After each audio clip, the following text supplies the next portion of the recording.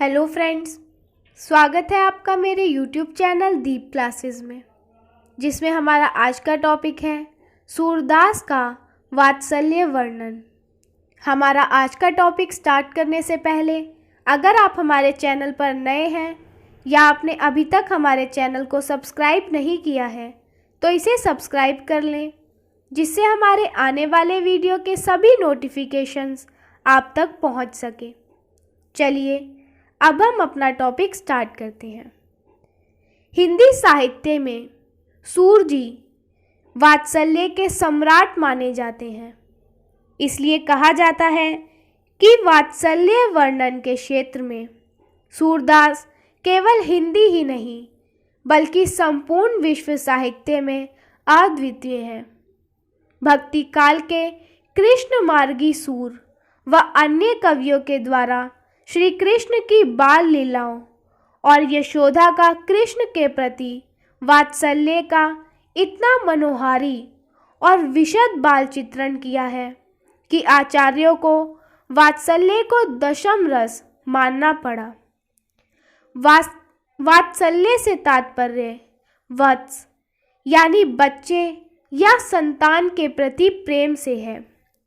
द्वारिका प्रसाद सक्सेना के अनुसार वात्सल्य प्रेम का वह प्रकार है जिसमें छोटे व्यक्ति के प्रति निश्चल और निष्कपट प्रेम की भावना है।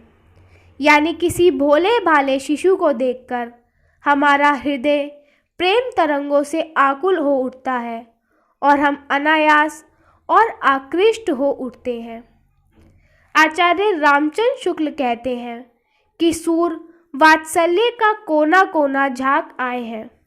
शुक्ल जी ने तो यहाँ तक कहा है कि आगे होने वाली कवियों की श्रृंगार और वात्सल्य की उक्ति सूर की जूठन सी जान पड़ती है। एक विद्वान के अनुसार सूर वात्सल्य है और वात्सल्य सूर है। यह एक बड़ी ही आश्चर्यपूर्ण बात है कि सूर से पूर्व किन्हीं हिंदी कवियों में वात्सल्य का चित्रण नहीं किया, पर सूर ने पहली बार इस क्षेत्र में इतना सुंदर कहा कि इस संबंध में औरों से लिए और कुछ कहने को नहीं रहा। सूर के वात्सल्य वर्णन के बाद सब उसकी जूठन है। सूर वात्सल्य रस का कोना कोना झांक आए हैं। उन्होंने बाल्य जीवन की साधारण से साधारण घटनाओं और चेष्टाओं का अत्यंत मनोवैज्ञानिक और कलात्मक वर्णन किया है। उनके वात्सल्य रस के वर्णन में पृथ्वी भी स्वर्ग बन जाती है। वल्लभाचार्य जी ने दीक्षित होने के बाद आपने ही सूर का ध्यान कृष्ण की बाल लीलाओं की ओर आकृष्ट किया था। कृष्ण की बाल लीला का भी आधार श्रीमद् भागवत है, किंतु सूर ने कृष्ण की बाल लीलाओं का जो चित्रण सूर सागर में किया है वह बेजोड़ है। सूरदास ने जो कृष्ण की बाल लीलाओं का वर्णन किया है उसके समक्ष तुलसीदास द्वारा चित्रित भगवान राम का बाल लीला वर्णन भी फीका दिखाई देता है, क्योंकि तुलसी बालक राम को भगवान मानकर उनके बारे में लिखते थे और सूरदास कृष्ण को एक सामान्य बालक ही मानते थे। इसलिए उनके वर्णन में स्वाभाविकता और सहजता दिखाई देती है। लाला भगवान दीन ने कहा है कि सूरदास जी ने बाल चित्रण करने में कमाल कर दिया है। यहाँ तक कि हिंदी के सर्वश्रेष्ठ कवि श्री गोस्वामी तुलसीदास भी इस विषय में उनकी समता नहीं कर सकते। इसमें संदेह नहीं कि बालक की प्रवृत्ति का जितना स्वाभाविक वर्णन सूर ने किया है उतना किसी भी अन्य भाषा में कवि ने नहीं किया। सूर ने कृष्ण के बाल स्वरूप और कृष्ण के जन्म से लेकर मथुरा गमन तक के वर्णन को, स्वाभाविक बाल सुलभ चेष्टाओं को अपने वात्सल्य वर्णन में मोतियों की तरह पिरोया है। उनके बाल वर्णन में वात्सल्य के संयोग वियोग दोनों पक्षों का चित्रण है। कृष्ण को पालने में झुलाते हुए लोरी गाती हुई यशोदा मैया का एक उदाहरण कुछ इस प्रकार है। जसोदा हरि पालने झुलावे, हलरावे दुलरावे मलरावे, सोई सोई कछु गावे, मेरे लाल को आऊ निंदिया, काहे न आनी सुनावे, तू काहे नहीं बेगही आवे, तो को कान्हा बुलावे। कबहूक पलक हरी मुंदी लेत है, कबहू उधर फरकावे, सोवत जानी मौन हवे, कह रही करी करी सैन बतावे। बाल कृष्ण का रूप वर्णन।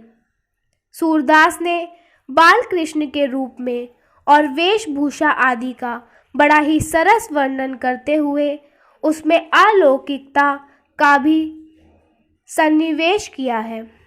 उदाहरण के लिए शोभा कहत कहीं नाही जावे, आंचवत अति आतुर लोचन पुट मनन दृष्टि को पावे, हरि जू की बाल कवि कहो बरनी, सकल सुख की सीव कोटि अनुज शोभा हरिन। बाल कृष्ण की क्रीडादि का चित्रण। बाल कृष्ण की बाल क्रीड़ाओं के सूरदास ने बड़े ही मनभावन चित्र प्रस्तुत किए हैं। उदाहरण, कभी कभी पालने में पड़े हुए श्री कृष्ण अपने पैर के अंगूठे को पकड़कर अपने मुंह में डालने लगते हैं। कभी यशोदा उन्हें पलंग पर लिटा जाती है तो वह हाथ पैर चलाते हुए उलट जाते और किलकारियां मारने लगते हैं, जिससे नंद और यशोदा के आनंद की सीमा नहीं रहती। बालकृष्ण की शोभा को देख देखकर होने वाली यशोदा का भी सूर ने सुंदर चित्रण किया है। इसी तरह कृष्ण को सोता जानकर यशोदा मैया लोरी सुनाना बंद कर देती है। कृष्ण फिर जाग पड़ते हैं, यशोदा फिर लोरी सुनाने लगती है। हर माँ की तरह यशोदा की भी अभिलाषा है। यशोदा मैया कृष्ण को लाड प्यार करती हुई चाहती है कि उनका कन्हैया जल्दी से बड़ा हो जाए। वो कान्हा को बहला बहला कर दूध पिलाती और माखन खिलाती है। इस प्रकार कृष्ण की बाल क्रीड़ाओं और बाल वर्णन के एक से बढ़कर एक अद्वितीय और मनोहारी पद सूर ने रचे हैं। कृष्ण जब बड़े हो जाते हैं तो उनकी लीलाएं बदलने लगती है। गोप ग्वालों के साथ गोपियों के घर में घुसकर माखन चोरी करते हैं, साथ ही बर्तन भी फोड़ देते हैं और बड़ी सफाई से बच जाते हैं। जब उनका ध्यान इस तथ्य की ओर दिलाया जाता है कि जब तुमने मक्खन चुराकर नहीं खाया तो फिर तुम्हारे मुख पर मक्खन क्यों लगा हुआ है, तो कृष्ण का बहाना देखिए। वह कहते हैं, ग्वाल बाल मेरे बेर परे हैं, बरबस सुख लिपटायो। यही नहीं सा कहते हुए जब वह मुख पोंछकर दोना छुपाने की भी चतुराई दिखाते हैं तो संभवतः ही यशोदा मैया का गुस्सा भी काफुर हो जाता है। एक अन्य अवसर पर जब श्री कृष्ण को कोई गोपी दूध मक्खन चुराते नंगे हाथों पकड़ लेती है तो वह कहते हैं, मैं जान्यो यह घर अपनो है या धोखे में आयो। गोपी पूछ उठती है कि चलो यह तो मान लिया कि तुम धोखे से मेरे घर को अपना घर समझकर आ गए थे, लेकिन श्रीमान जी यहाँ गौरस के पास आप क्या कर रहे थे? श्री कृष्ण हार मानने वाले जीव नहीं है, इसलिए वह तुरंत ही यह बात बना देते हैं कि मैं तो गौरस में से चोटी निकाल रहा था। यानी मैं गौरस खा थोड़ी ही रहा था, बल्कि इसमें चोटी पड़ी देखकर उसको निकालने की चेष्टा कर रहा था। कहना न होगा कि सूर काव्य में ऐसे मनोरम चित्र राशि राशि भरे पड़े हैं। यह कहना उचित ही प्रतीत होता है कि सूरदास वात्सल्य रस का कोना कोना झांक आए हैं। सूर के वात्सल्य भाव की विशेषता यह है कि उसमें लोक धर्म का उल्लंघन नहीं है। कृष्ण की सभी चेष्टाएं मानवीय व स्वाभाविकता के साथ चित्रित हुई है। बाल मनोविज्ञान का गहन पुट उसमें सम्मिलित है।